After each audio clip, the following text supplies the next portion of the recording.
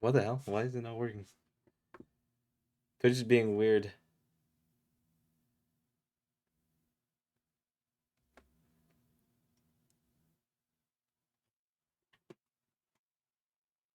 Hold on, give me a second. Oh, there we go. It's working now.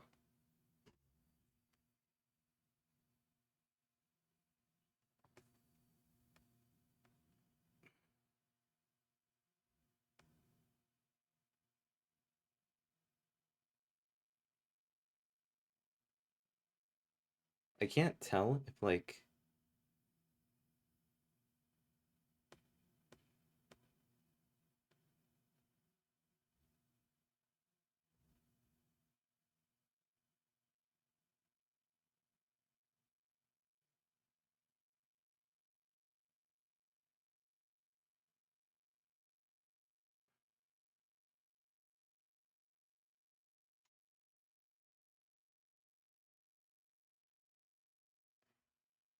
okay.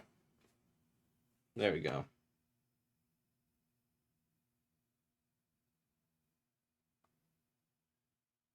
Oh, it says I haven't even gone live on YouTube yet for some reason.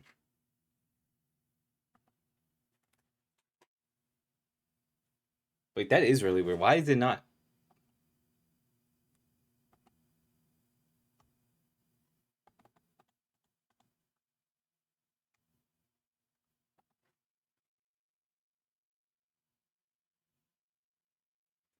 Or no, I guess YouTube is just that delayed. I guess. I think.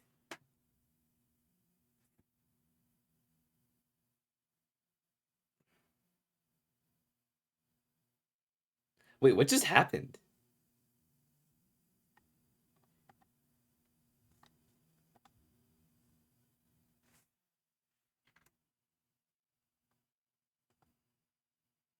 Wait, what the fuck? Hold up. Cause like it's I'm still streaming on Twitch, but like that's really weird. Hold up.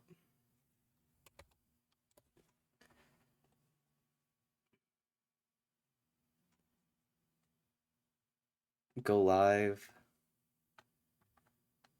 Set to a broadcast. Reuse settings.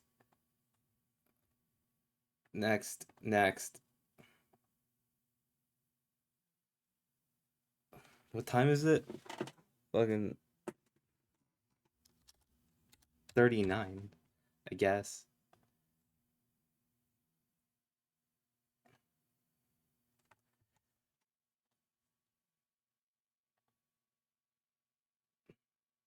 Manage broadcast.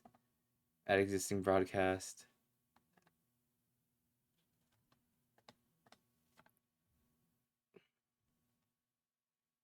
Go live. What the fuck just happened? I didn't even click like end broadcast. It just automatically did it on my thing.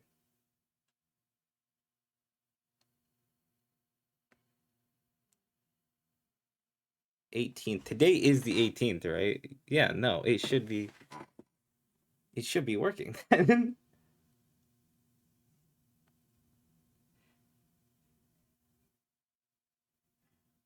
Okay, there we go.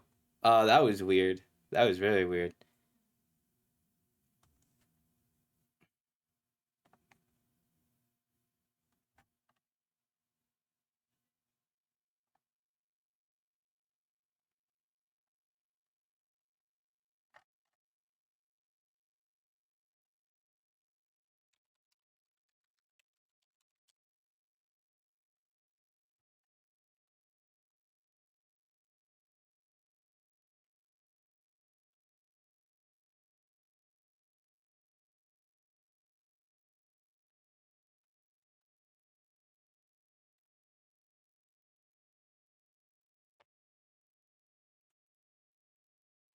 All right.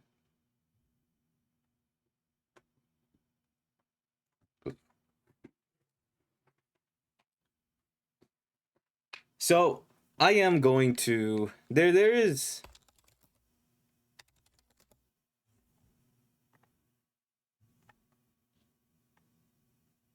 What is it? I'm going to hide screen for a second.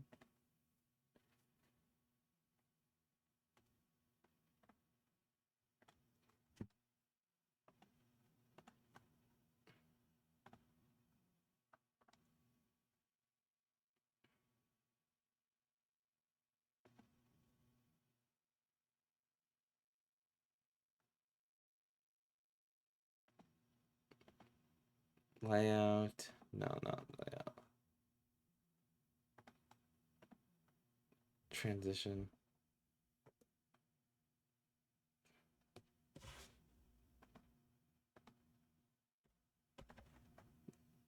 You know, stick with the basics.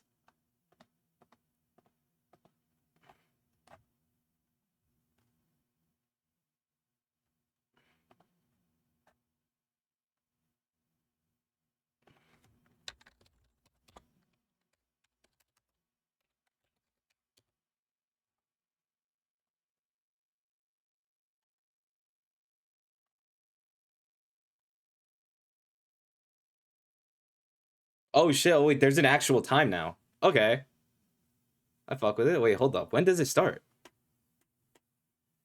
8 hours? Wait, how early is that? 8 hours from now.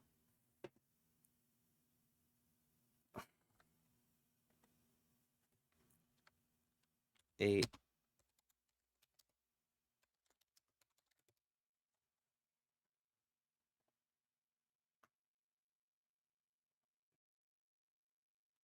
Okay. So, damn. Well, fuck. Wait, no, that's bad. 'Cause that means that this shit starts at like 4. Oh, hell no.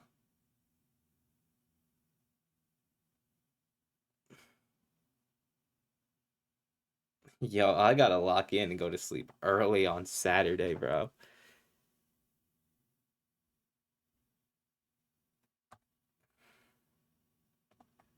Google Calendar.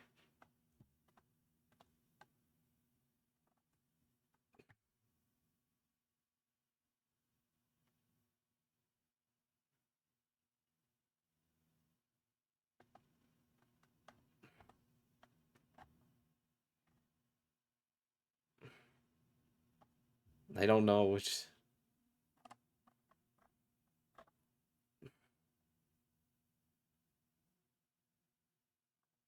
Oh, yo, I'm like EST, bro.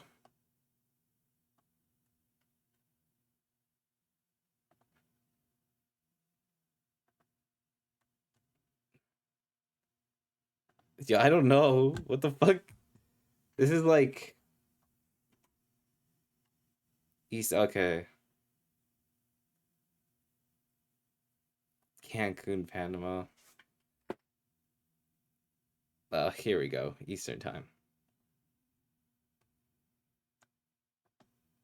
I don't know when it is. That's what I'm trying to figure out. What the fuck?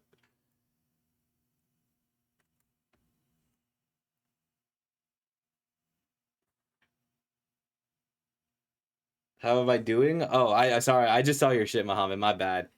Bro can't do algebra. Algebra. This is not algebra. It's just simple addition that I don't feel like doing.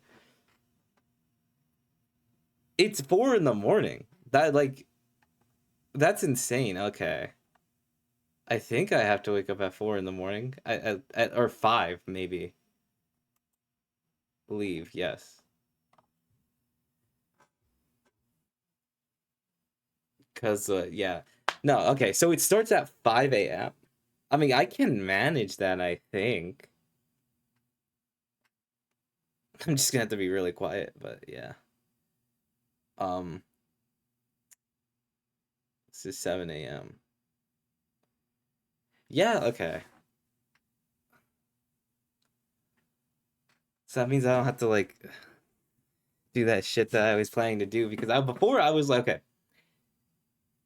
here was the idea. Originally, I thought I was going to have to stream at my friend's house, but if it's at 5 a.m., I guess I might as well just lock in the morning, look dead inside as I watch Oshinoko not get nominated for jack shit.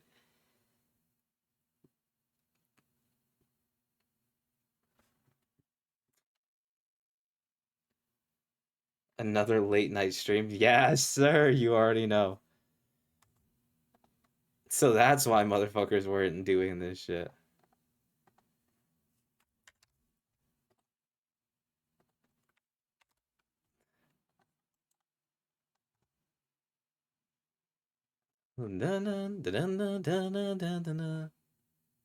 Okay. So specifically for this stream, I recently went on a trip and I had a lot of time to myself, meaning that I was able to catch up on the animes that I had not currently seen that were nominated for Anime of the Year, which were Dungeon Meshi and Kaiju Number 8. So now that I am able to talk about them in extensive detail, that means that I can give a proper opinion on what I think is personally my favorite, rather than just saying fucking free run, even though we'll see how that goes.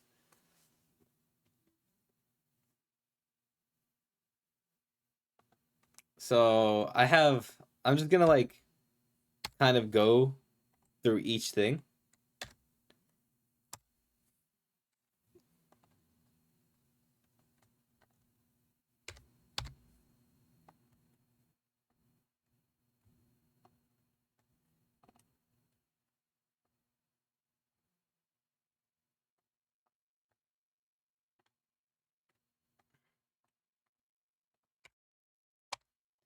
Yeah, I'm just gonna like watch a bunch of clips.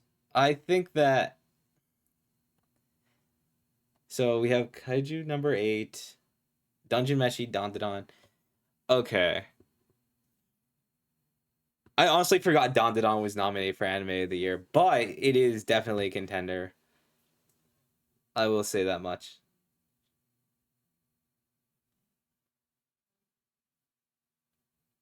But all right.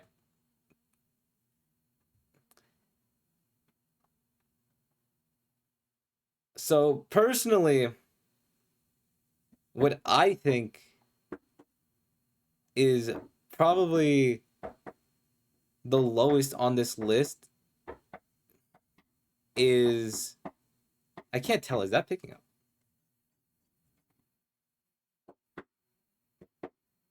Hold on, give me a second.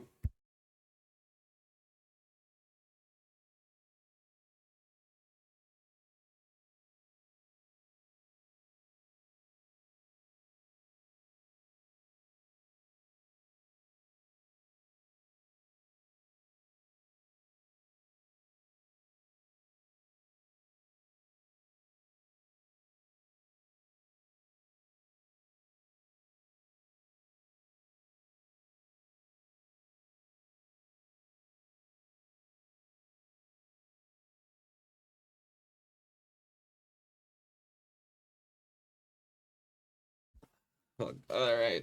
Someone was knocking at my door.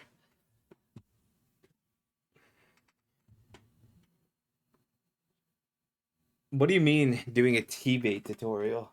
What does that even mean?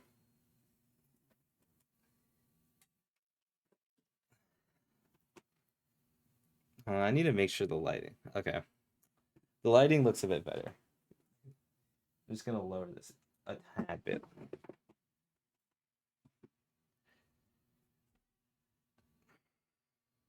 Kept you waiting, huh? Yes, you did, Quanta. You really did. Anyway, as I was saying, Kaiju number 8. So, going to Crunchyroll.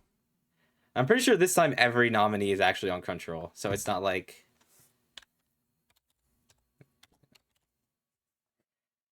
But what I think that out of all of these, unfortunately, I think Kaiju number 8 is probably the least likely to win an award.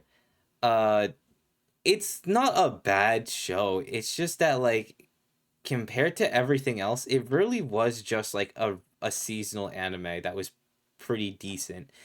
I think that like the reason why it even got nominated or was considered was that it did do some crazy things. Like, what is it? There were like foreign bands uh singing for, well, like first off, the opening and the ending song were both in English, and they were, well, what was it? I think it was like a British band sang the opening.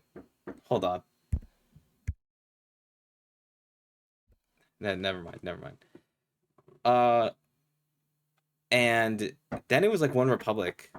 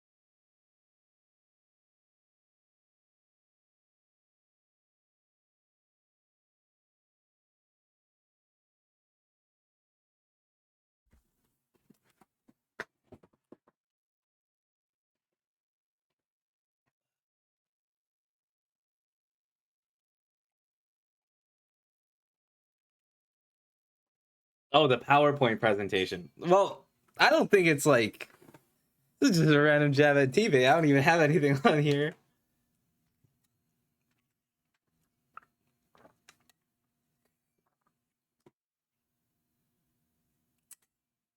Bro, this is a random. This is another random anime reference you're making that I don't understand.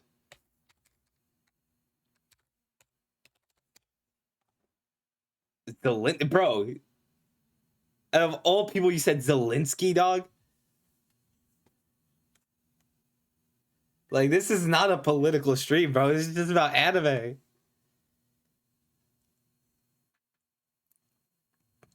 Anyway,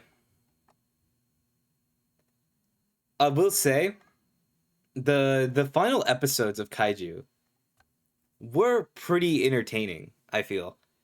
I think that they definitely stood out compared to the rest of the season. Uh, like, hold up.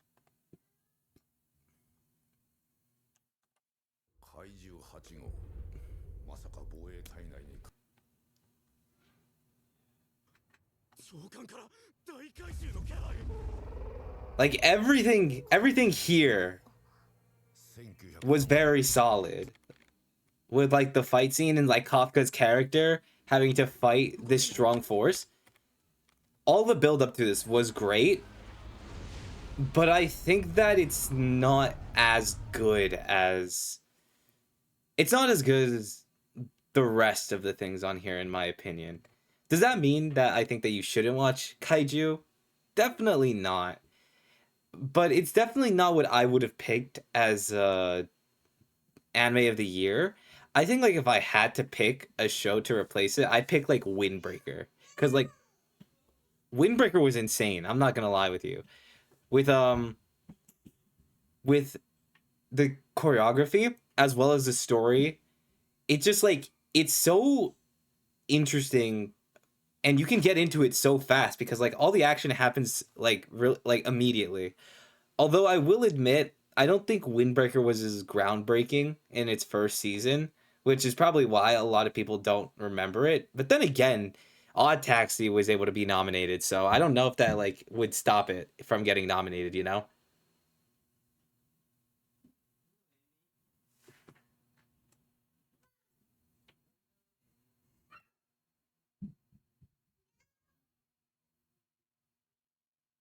I can't tell. Is like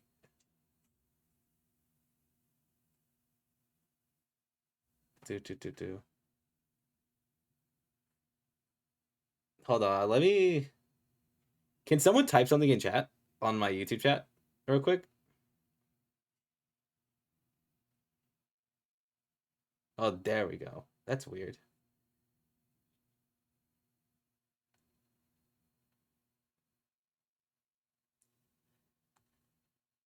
Where's Oshinoko season? This is where Oshinoko season 3 went. What the fuck what are you guys even saying, bro?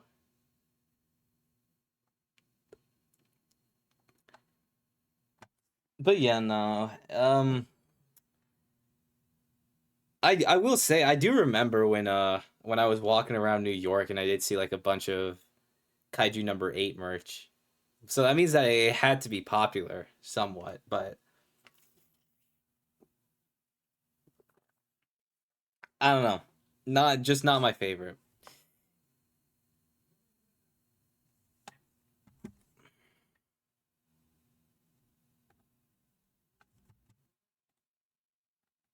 But what I will say is that I do really love the design for the Kaiju number 8 because I'm a little biased towards the color green. But even if like even without that, the costume itself is pretty cool.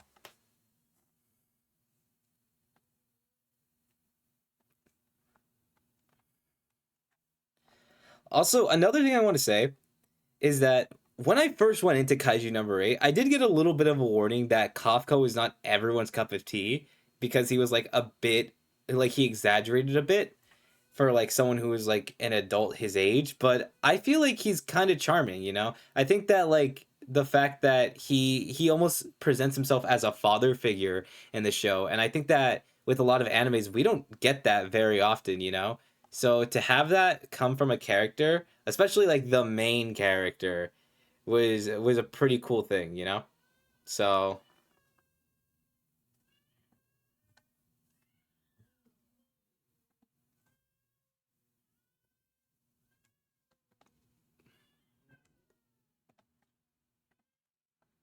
let's see.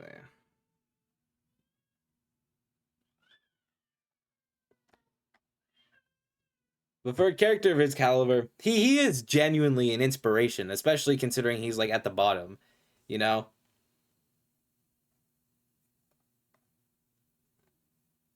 And like he shows that he is useful in different ways rather than just his combat ability, which I think is really cool as well. I find it more enjoyable when the character finds a unique way to prove themselves rather than just becoming stronger.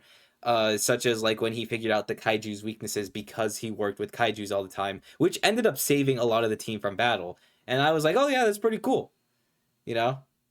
But yeah, no. Overall, Kafka really solid. Oh my god, fuck. Kafka is very solid.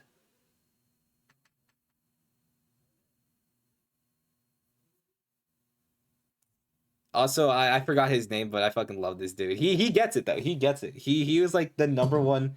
He was like the number one Kafka glazer.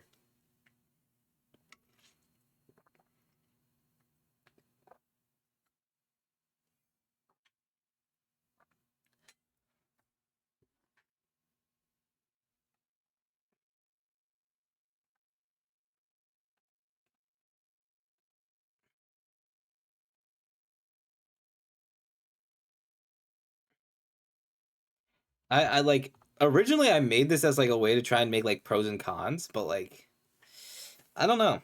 I don't I don't really know how to categorize this. You know,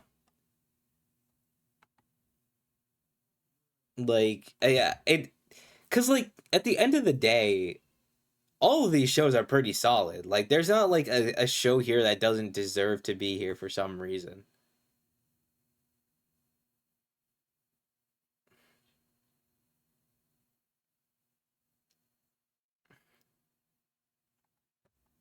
But yeah, no. Next up, so I think it's finally time for me to talk about solo leveling. Um, so with solo leveling, it is like I have to explain this. Solo leveling is an enjoyable show. Do not get me wrong. It's just my main issue with the show is that it's only Genu. It is literally only Genu. And it's been memed on, right? It's been memed on, but it's so dead ass, bro. Like genuinely, even in like the main cover, it's just Genu. 1, 2, 3, 4 times it's just Genu. There's literally no other character in this show that matters. And when that happens, like how am I supposed to care? Like I feel like the relying on the action can only take you so far. Like so and like I said, solo leveling isn't bad up until like the second season, but we're not taking that into account. at all. We're mainly talking about the first season, which is very solid.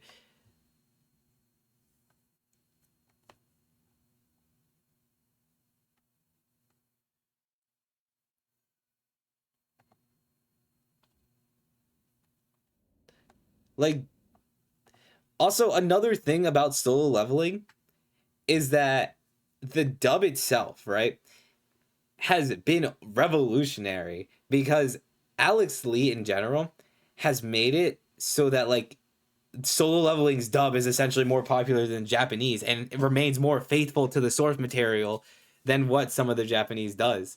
You know, especially when they like kind of cut out a lot of things from the manhwa.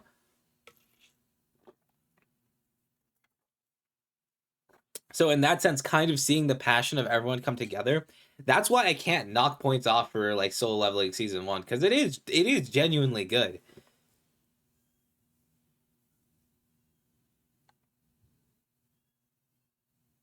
But like, yeah, no, like how could I hate fucking Genu being the shit out of Icarus, bro? That shit was so hype. I even did like a voiceover because of how hype this shit was, bro. Like, bro, arise.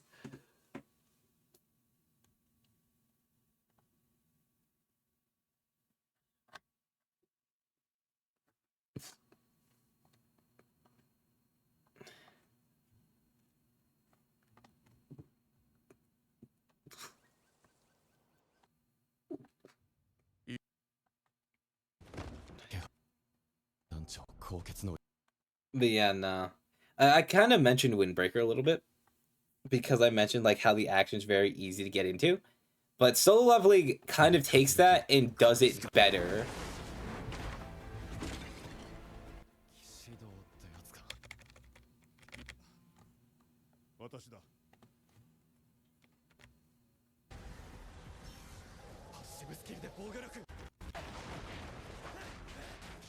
But yeah, no, this shit is pretty hype. I can't lie. I can't lie. This shit is very hype. I can see why Solo Leveling got so much attention. But personally for me, I just think with a lot of the other shows, I think with a lot of other shows, they look so aesthetically pleasing and also have good character writing as well as uh, a more a higher focus on the narrative, which is why I think Solo Leveling kind of falls behind, even though in the action department it could be arguably the best, even though it's like or like just one of the best in general for the awards. But in general with Solo Leveling kind of only really having just the action, I guess. I can't really say that I would place it above any of these other shows. Like even with Kaiju number 8, like the characters in Kaiju number 8 were more appealing. Like even Kaiju has something that's more appealing than Solo Leveling does. It's just for me kind of following Solo Leveling from like the behind the scenes gives me that like slight edge over Kaiju number 8.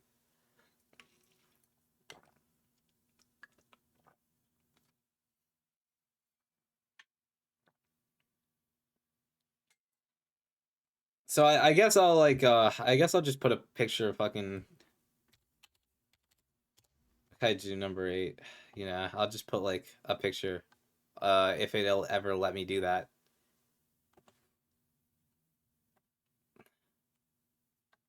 Not what I meant to do. Yeah, I'll put this picture of Kafka right there. And then like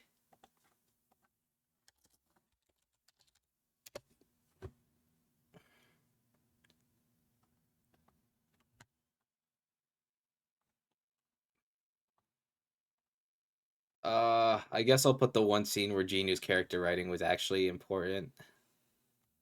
Or was it?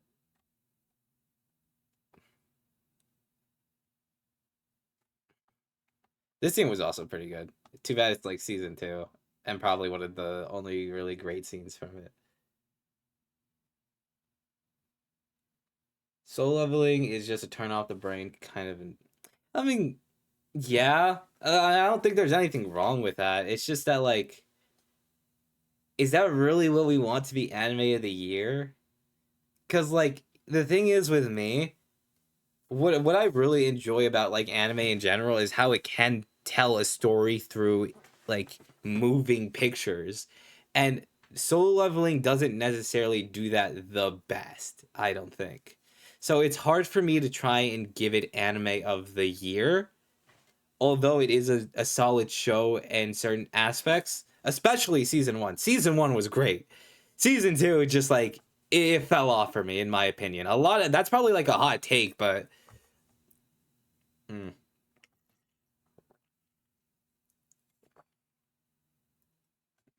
I don't know, man. Those people were just insane. Yeah, I know we're talking about season one. I'm specifically talking about season one. That's why I'm like really praising it because season one was very good.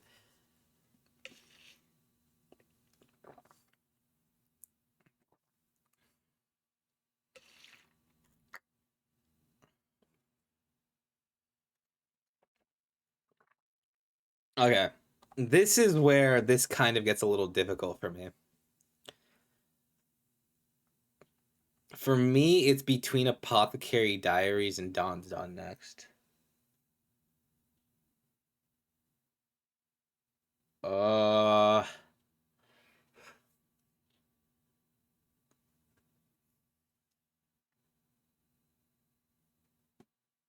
I have to think. Okay, let's just go through it. Dawn to Dawn has a lot of action, has very good romance. The character designs are great. The only reason why I wouldn't put it as my favorite is because honestly, it is low key kind of weird sometimes, and it makes me feel uncomfortable. Um, I don't like whatever his face is, the red haired dude. That dude is annoying as shit. Gigi, that's why I hate Gigi. I fucking hate Gigi. Um, let's see.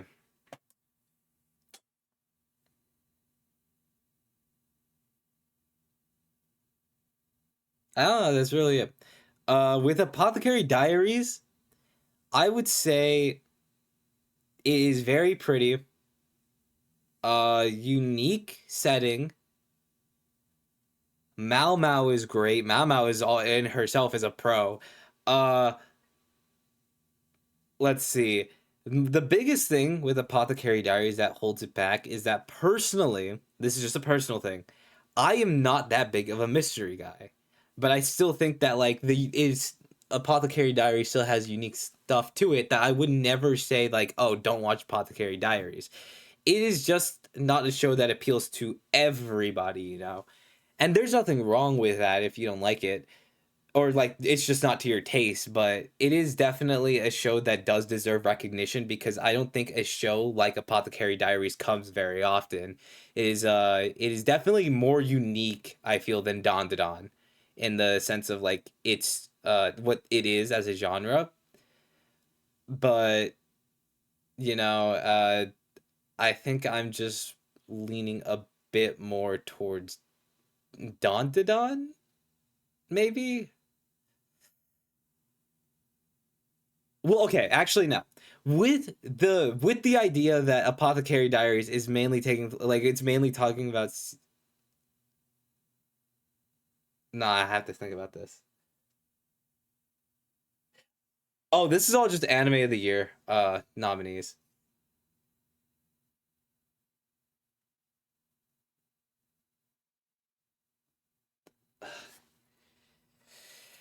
Oh, it's so hard for me.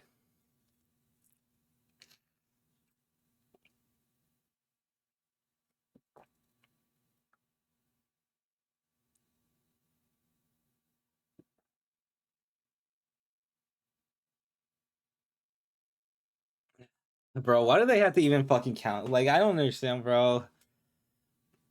I think that okay. I'm going to retract what I said because now I'm like thinking about it.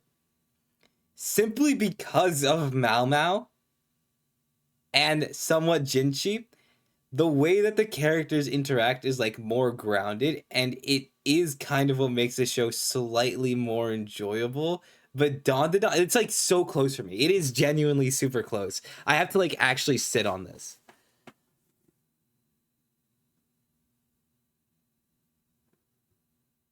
I feel like a true Oshinoko fan after mentioning Oshinoko every time in your streams.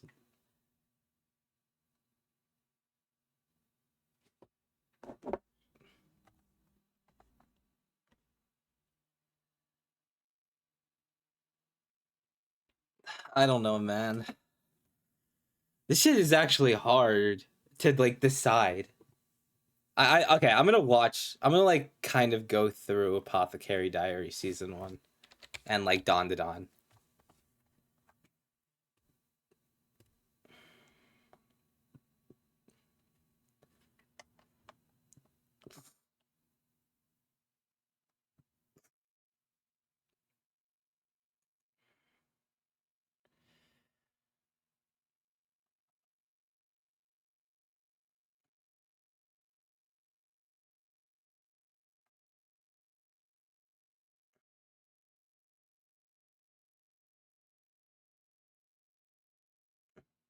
Well, it's probably only talking about like this part.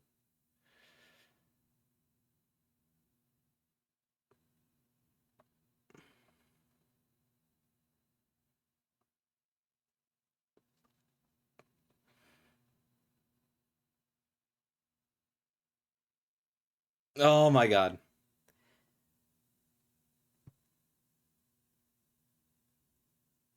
There isn't a contest for biggest Oshinoko glazer. It's me. I'm the guy that literally just fucking glazes that shit to no end.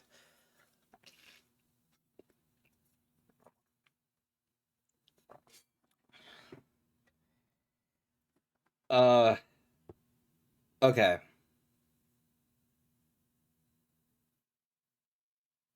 If I had to go band for band, opening wise, because it's going to talk about core 2, not the first part.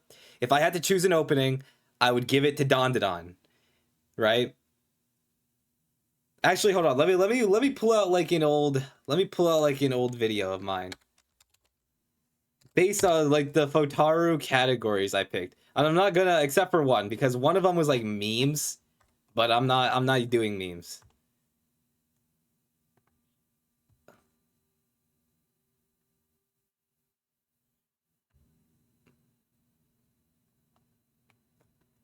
Romance, action, impactful moments, opening.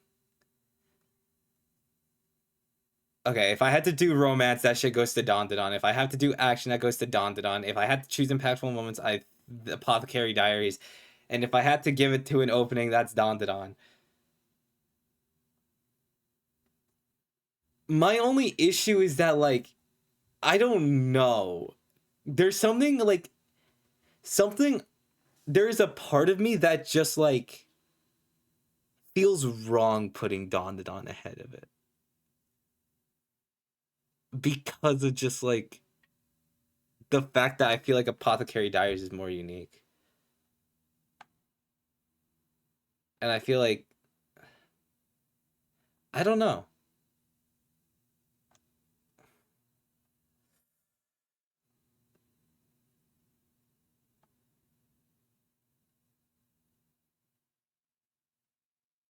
I'm like it's so hard because for me like huh?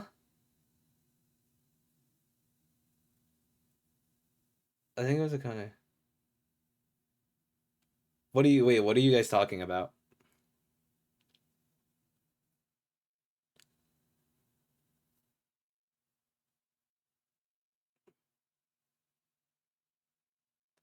Oh yeah, that no, the Akane VA commented on my one of my videos.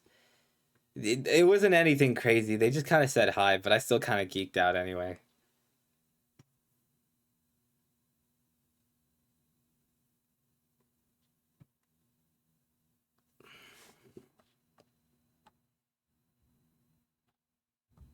Okay, I'm gonna like just like I'm just gonna like look at these episodes because I think I remember a decent amount about Dawn to Dawn, but I don't remember that much. I think I just need to refresh my mind on Apothecary Diaries.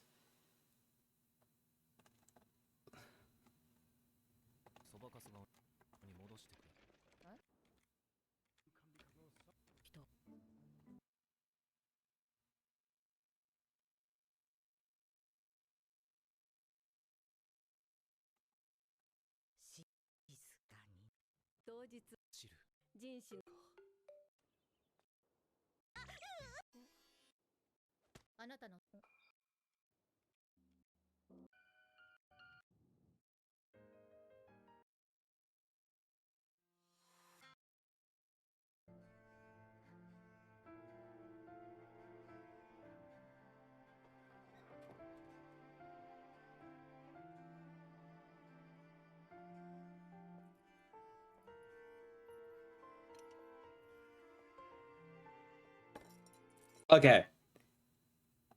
So I've decided. I think that if I had to choose, I would give it to the Apothecary Diaries as being third. So I'm going to talk about Dandadan. The main reason why I'm putting Dandadan below Apothecary Diaries is mainly because although Dandadan does have a lot of things that are for me, I think that the what is it? I spelled it wrong. Dawn. I can't fucking spell it. Jesus Christ. Am I stupid? Okay, here we go. For me personally, Dandadan has the disadvantage of really just starting up. And so because of that, it is still like just like preparing for the later parts and also ended very abruptly. Whereas Apothecary Diaries, going into it, had more build up into the story and had better things to set up. But even not even taking that into account, Apothecary Diaries as a story does a better job kind of like hooking the viewer. So I would say that due to that difference, I would have to give it to. I would have to say that Dandadan's a little below that, but let's not focus on the negatives. Dandadan in itself is still a very good show. It is very unique with its character designs. It is probably one of the few times where the two main characters love each other and they don't do it in a stupid way. Because fun fact, the author of Dandadan read like 100 different shoujo mangas to perfect the romance within a show, and that's why it's not ridiculous, and why what is it? Danny Mata, or I'm pretty sure that's how you say it, said it best. But like the fan service when it comes to romance is Okurun properly communicating.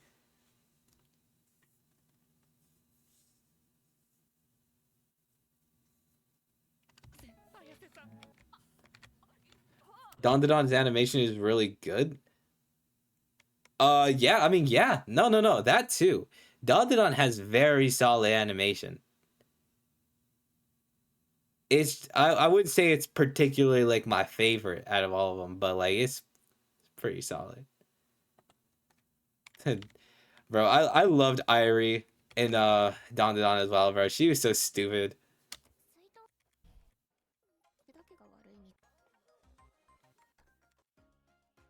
She gives me like big Tadahashi vibes. And I fucking love Tadahashi.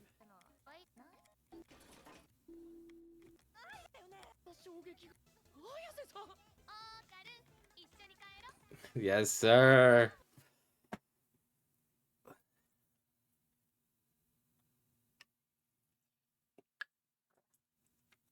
That's what I'm saying. It is kind of hard to compare. It is like, don't get me wrong, Apothecary Diaries does have an unfair advantage. But, you know, that's just how it is. I mean, Dungeon Meshi, Freerin, and Apothecary Diaries all had 24 episodes. So like there's nothing we can really do about it. That's just the curse. That honestly, that's just the curse, right? With a lot of shows going into the awards, if it is literally just a show with 12 episodes versus 24 episodes, it's cooked. That's why like the popularity of so many shows just never takes off as much. Think about it. With Demon Slayer, it was like getting popular around like episode 19 or something like that. And with Jujutsu Kaisen, sure, there was like the Sukuna fight at the beginning, but there was also a lot of heavy things happening towards the end of the season. Like Junpei didn't happen until episode 12. If those shows in particular were cut in half, they would not be as mainstream as they are now, or it would have taken longer for them to be mainstream. which is why in some ways when you put these shows together, it is an unfair advantage, but there's really nothing we can do about it.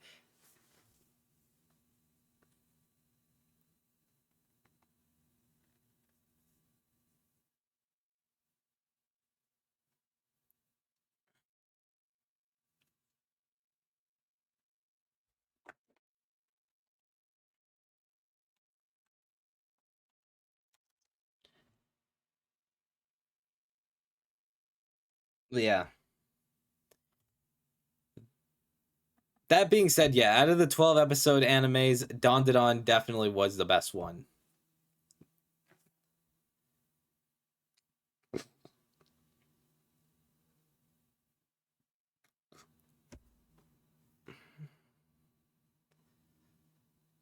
And I think that's just really it. Like Dandadan just needs I need more Dandadan to work with before I can decide whether or not I love it or not. For now, I really liked it. It was one of the better shows.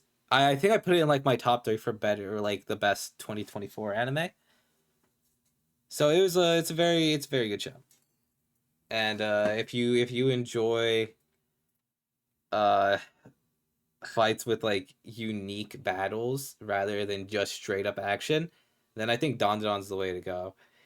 There was also that emotional scene in episode 5 or 6 or 7, I don't know, one of those. It was a pretty good scene. I wouldn't say it was as good as everyone was making it out to be. You know, there were some things that were like not as coherent as I wish they were.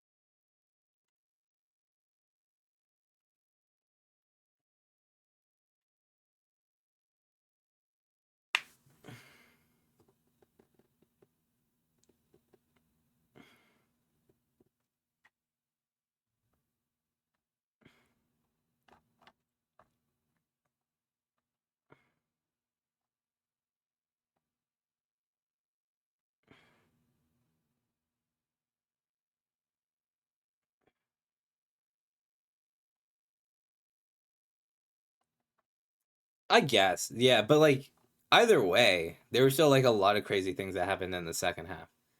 I don't know. With JJK, it's less loose, but with Demon Slayer, it definitely was more popular after like the 19th episode.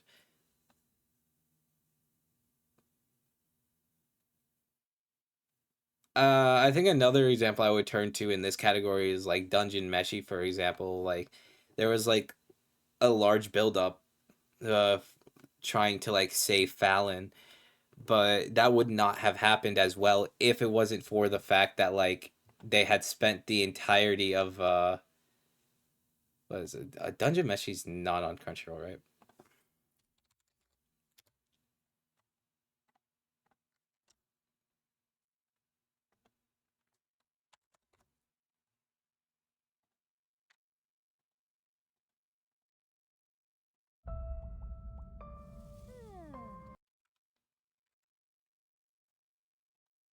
All right, how do we All right, how do we cook it?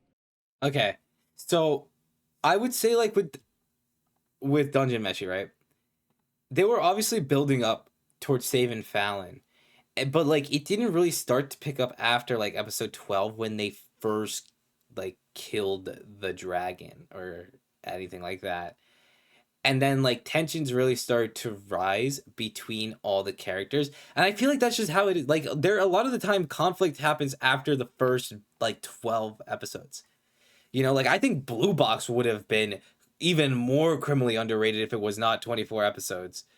Like that's just how a lot of these shows are.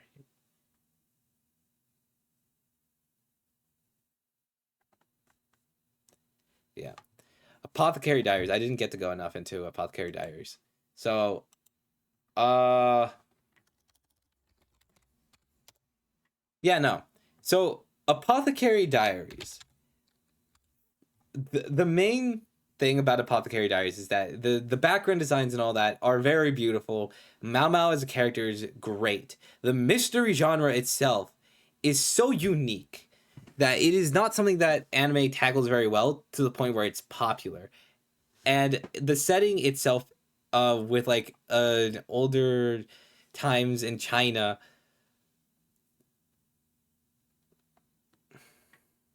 is, oh my god, you're right. The Blue Box chapter did come out. Fuck. I didn't read it today, but I am still caught up with like the last chapter of Blue Box. Yeah, no. Uh and I think that, like I said, with a mystery anime, with the natural things that happen within the show, it is so much easier for the story to hook you in, especially with how charming, like I said, Mao Mao as a character is. But there are moments where like drama is intensified, especially I think it was episode 16 where the attempt assassination of Jinshi happens. I'm pretty sure that's this episode.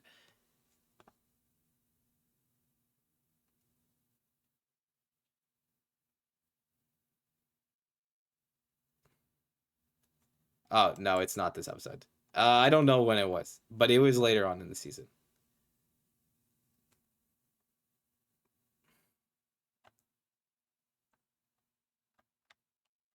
And yeah, the opening for the first opening is fucking fire.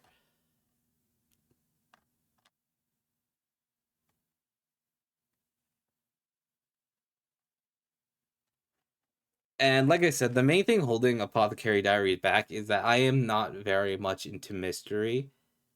But even then, I was still able to find this enjoyable, and I'm still able to watch season two, even with that uh, thing holding it back because of just how enjoyable the author makes it written with the especially with like the subtle romance between Jinchi and Mao Mao, even though the author does not like Jinchi that much, or would prefer that Jinchi was a side character rather than becoming a secondary or the dual antagonist.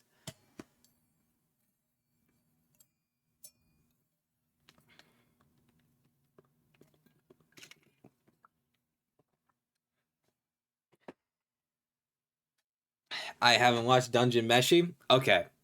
Well, I'm going to say this right now. If I was praising Apothecary Diaries for being a show that was unique and not being something that comes every like so often, then Dungeon Meshi is a plot where you have never seen this. Like I have no experience with like D&D or anything like that, which is probably where most of the fan base for this would come in. But even then, it's just like the idea of eating monsters in a dungeon and constantly exploring it is so fascinating to me that the fact that this could even work so as well as it does is incredible. And they always have like a new enemy that like goes more in depth, that I would say that easily the thing that Dungeon Meshi does the best out of all of these nominees is how good the world building is.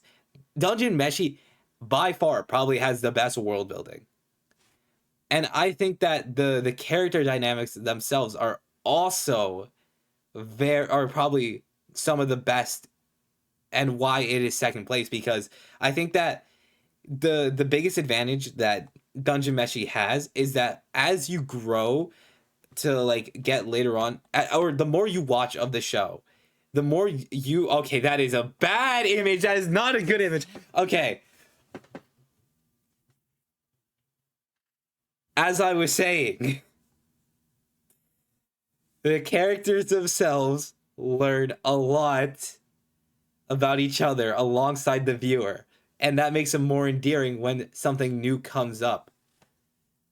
Uh, Such as with Chilchuck, the smaller guy. He it, they kind of make fun of him in the beginning for like being a child and then they find out that he's like 32 years old. And that is, I don't know, that was just funny to me. You guys can ignore what just like happened, bro. That I swear to you, I swear there is literally not like that much fan service in this show, or if any, really. That was probably the only scene with probable fan service. That was just like bad luck,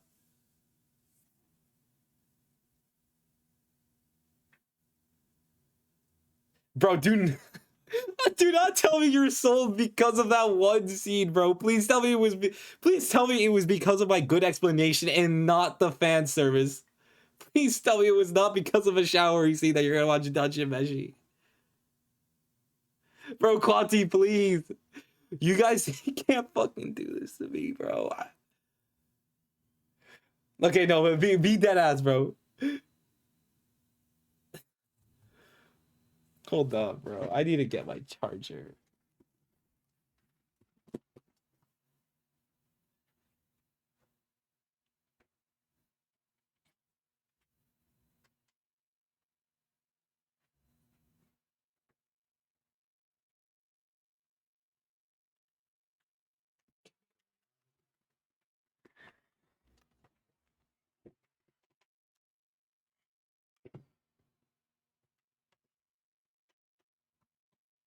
You guys are fucking sad, bro.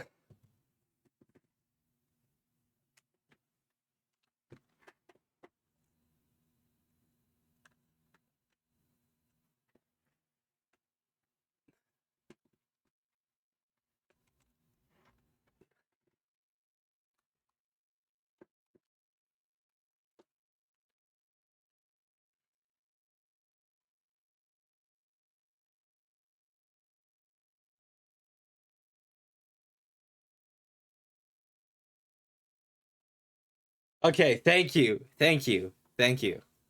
I appreciate that.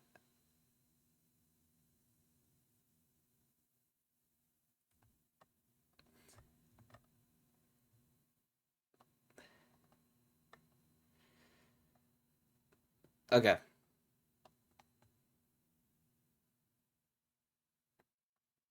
And finally, for the final spot, what I view to be the best anime of this year. Hold up, actually.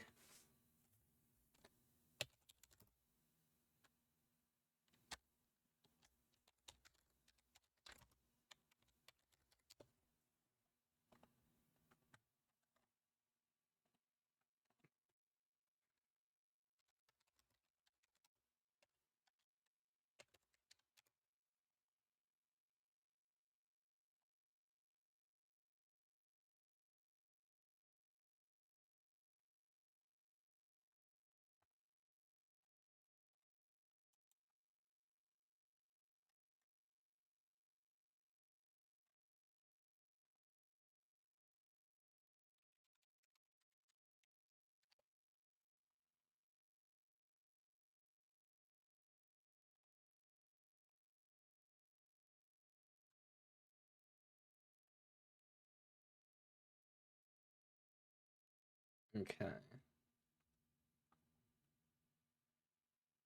Kaiju. Dawn to Dawn.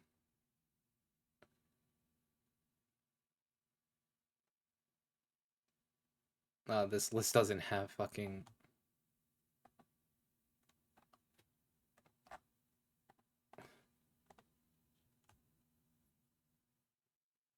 What the fuck? How do I? Oh. Okay. Let me,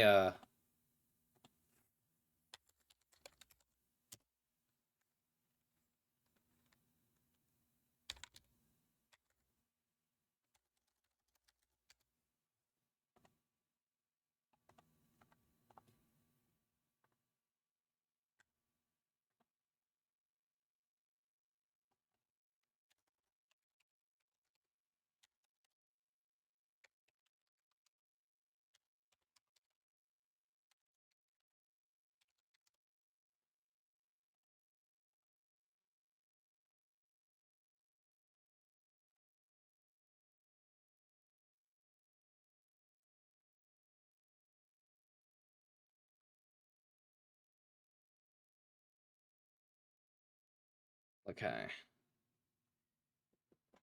So if I go here, this is my first time doing this shit, bro. I'm not gonna lie with you.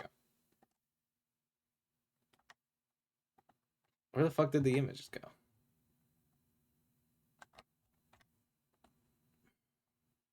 Here we go.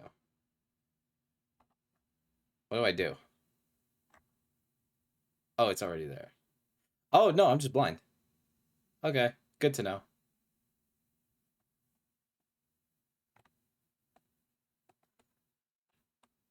What the fuck? Move Uzumaki out of the way, bro.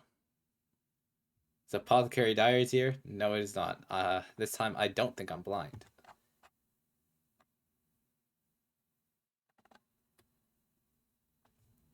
Damn, tier list maker actually is pretty easy to use. Okay.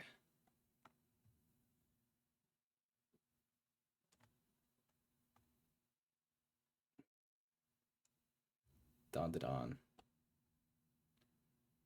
And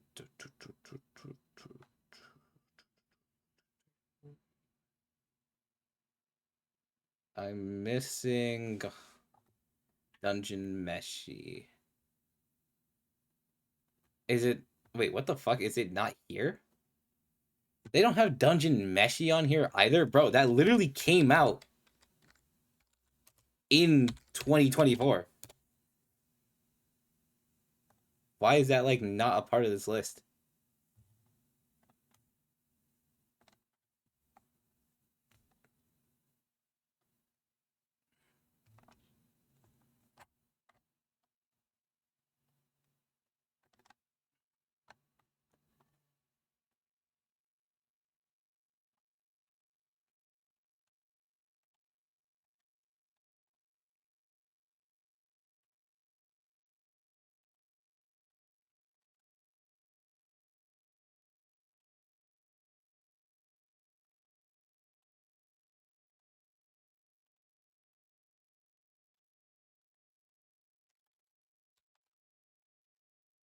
Oh my god, I'm a dumbass. No, it's 6th,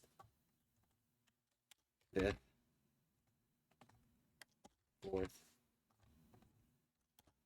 3rd, 2nd.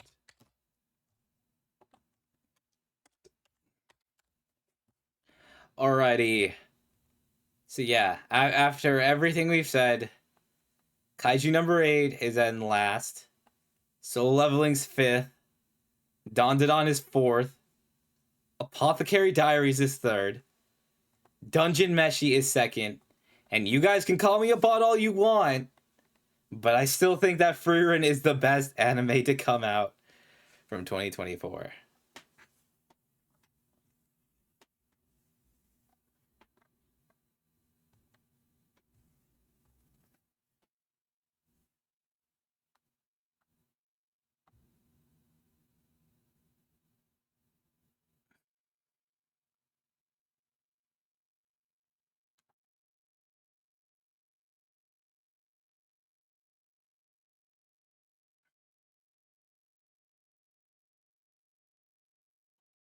Okay.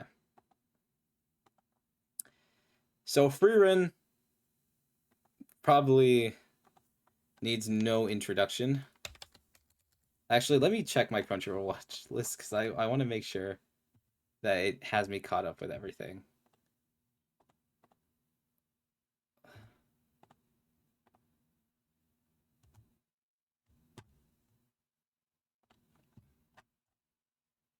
Just like March season has watched.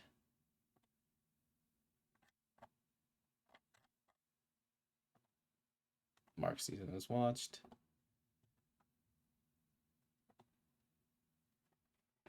Okay. I really hope that doesn't stay like that because I'd rather.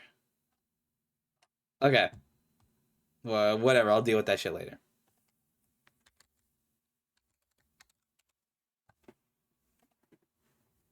So Frieren. I feel like I can't really add anything new to this. I feel like everything positive about Frieren has already been said. You know, the unique, what is it? The uniqueness of its storytelling and how it takes place after this whole main event, which was the journey to kill the Demon King, and how it's affected Frieren as a person. And I think that the role that she plays as a mentor for the later generations is like something that really touches you once you see how much one person was able to inspire her with such a short amount of time. And that is something that is consistently shown throughout the entirety of the show, and its emotional beats are unmatched by any of the other nominees in this entire year. That being said, they all the other nominees are still very good. It's just Frieren does it so incredibly, and the way that it's matched up with its animation as well. Like some of the scenes, like hold up, where the fuck is this? The peak, the height of magic.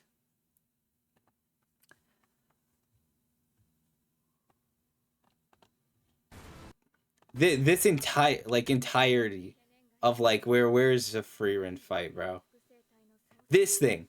I remember I was watching this at like 4 in the morning, and I was hype. I was hyped because of how in just gorgeous every frame looked. Like after reading the first chapter, the anime like the director or some shit, they like talked about how they already wanted to animate Frieren just for like the first chapter.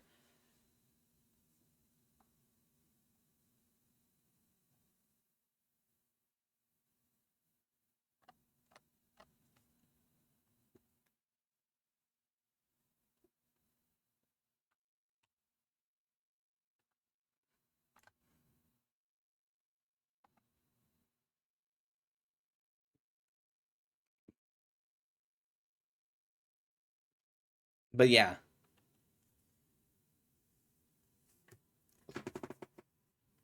I don't want to end off on a negative note, so I will list off every positive thing about a nominee that came out this year. But you know, I might starting off with oh yeah, starting off with Kaiju number 8. Kaiju number 8 has a unique MC that plays a different role than a lot of other main characters do. Because like the only other character that plays like a mentor role is like Frieren. But even then, I still have to give credit to Kafka because like always having those dreams and fighting for it. I think that like the way that he's handled makes him such an endearing character, and for that, you know, also mixed in with the fact that I love the kaiji design, that amazing. Solo leveling as a whole is a combination of like or like isn't okay. Solo leveling is important because it is the first manhwa to become this popular within the anime realm and is going to be the groundwork for future manhwas that get adapted later on. And I think that it is important that to note that this is going to be the groundwork for those shows. You know, just fucking ignore T-bait, you know. But Solo leveling is going to be remembered. It is definitely going to be special. Do I think that it is the best? Definitely not, but it is still solid overall. At least season 1 is, but I'm not going to discredit it anymore. Solo leveling is still going to be an important part of like anime history. Uh, Next up, Apothecary Diaries. You know, I would say that Mao Mao, you know, she's pretty cool. But in all seriousness, I think the mystery aspect of it definitely hooks definitely hooks viewers in. And if you're very into like mysteries and stuff like that, or you just like love to hear people yap, then Apothecary, and like in a good way though, Apothecary Diaries is definitely the show for you. And it's not going to, it's not a type of show that you come across so often. So, you know, give Apothecary Diaries a shout out.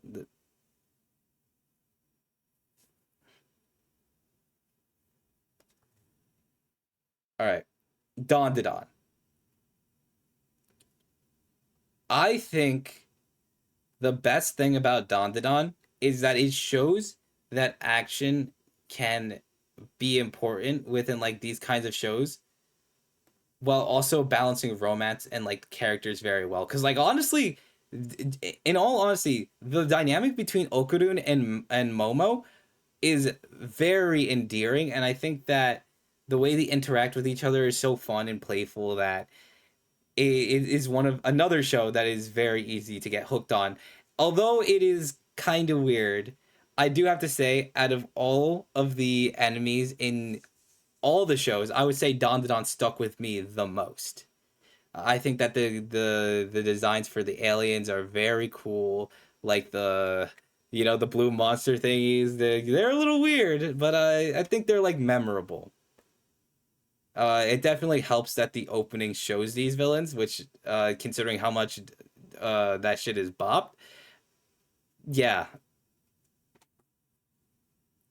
Dungeon Meshi, I already talked about it. Has the best world building out of all of these shows. Has very endearing cast, and the progression of each character feels very organic. And I think that for a lot of people who aren't even into anime, would still enjoy Dungeon Meshi because it doesn't have anything too crazy. Ignore that one scene that I accidentally showed, which you should not have seen. Uh, and then lastly, Frieren has the best emotional beats out of all of these shows, has probably the best action out of all of these shows.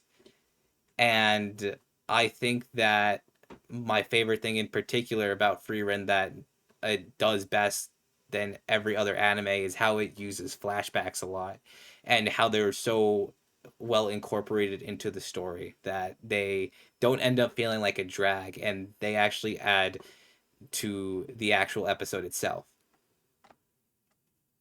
But yeah, no, I think that's about everything I have to say for each nominee. I honestly talked about this a lot longer than I thought I would. I did not think that I would actually be able to talk about this for like an hour. But if I had to pick my favorite opening, I'd probably have to give it to probably Haru from Frieren. Then I'd give it to like uh Dungeon Meshi, then Don, then Kaiju, then Solo Leveling, and then Apothecary Diaries. So practically everything in this order is how I would organize it.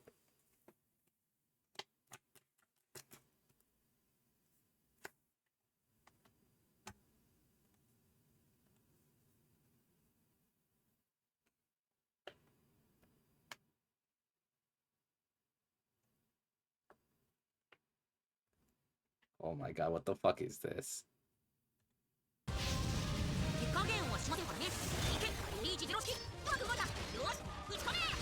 Bro, a robot version of him? What is this shit, fucking Wonder of You from JoJo?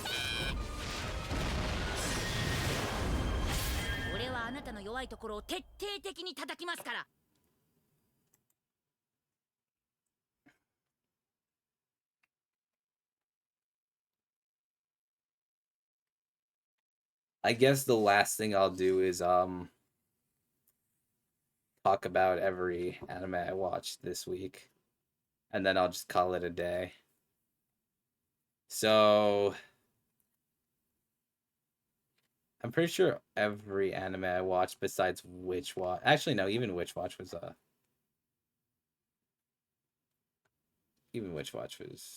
kind of I watched on Crunchyroll. Bro, honestly, YouTube has been trying to shove High School DxD down my throat. It is kind of insane.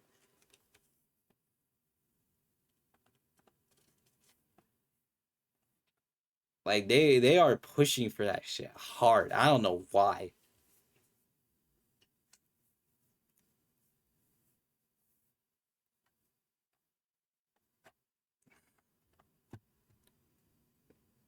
Okay. Windbreaker. it was low-key kind of like it was an all right episode. The action was very good, but other than that, it was just an okay episode. Definitely, like honestly, the last episode of Windbreaker felt like so different than like the normal episode, but at the same time, it didn't. If that makes sense, because like I don't know. I think like that episode in particular was special, and it definitely fit like Windbreaker as a whole. But I think that like definitely trying to live up to it is going to be hard. This episode of Witch Hunt was or Witch Watch was very in particular very dear to me because they were literally talking about making a YouTube channel, and oh my god.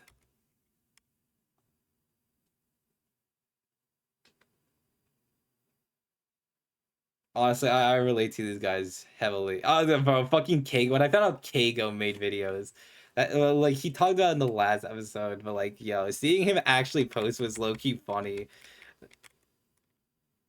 It felt like I was staring exactly into a mirror. Our bags are exactly the same too. いやもう最高マジ最高もう冒頭から中盤それからラストにかけてマジ最高でした薄いレビューやな But yeah. Then next, honestly, too, like Witch Watch is just like slowly just getting up there as like one of my favorites this season, bro, for no reason. Like I did not think I was gonna like it as much as I did from like the first episode, but you know, that's why I always continue to watch. And then To Be Hero X is like you know standard. I don't know why it says I haven't watched these. I literally did. Okay, that one says I watched.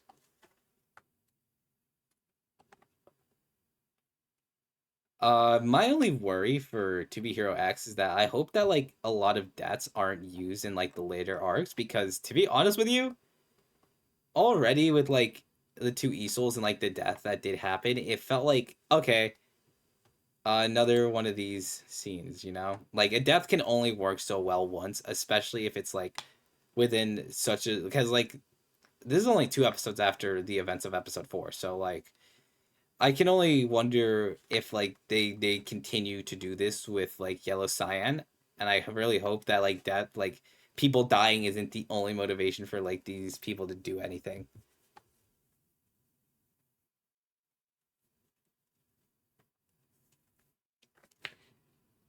The Shiunji family. I think I remember this episode.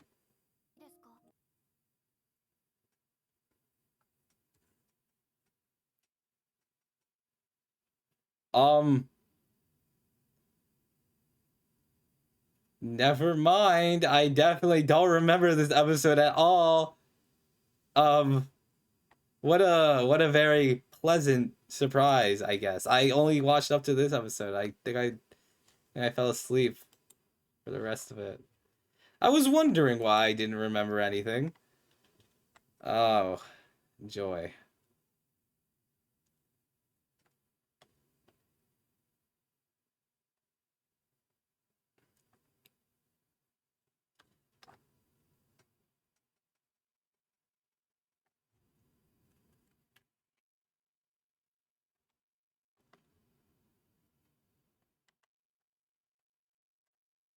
Oh, I didn't even watch. I just realized I never even watched the new episode of Apothecary Diaries.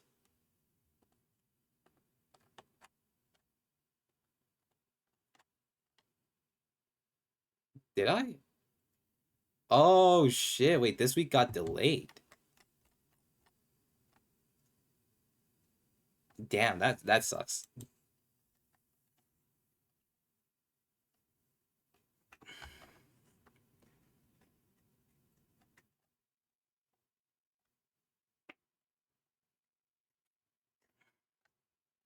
And then Shoshimin.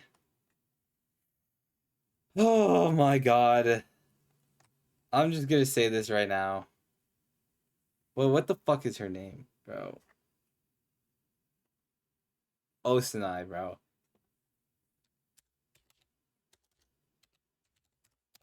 I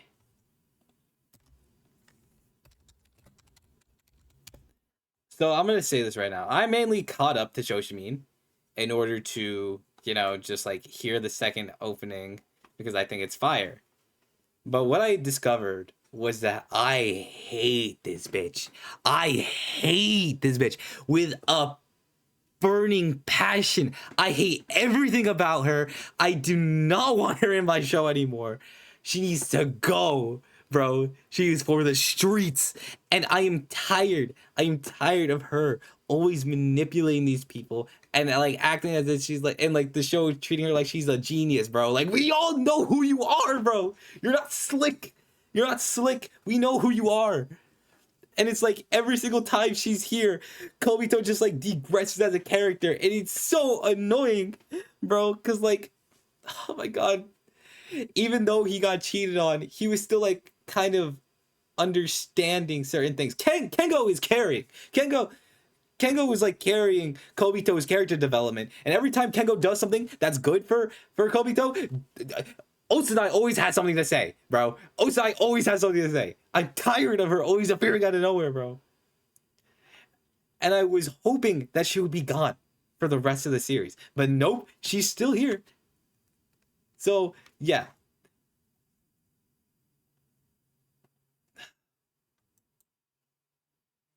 Other than that, Shoshimin, it's all right show. Not exactly my favorite. Not a mystery guy.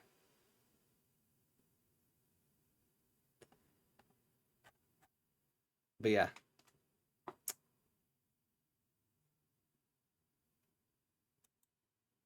I think that is where I'm going to end stream.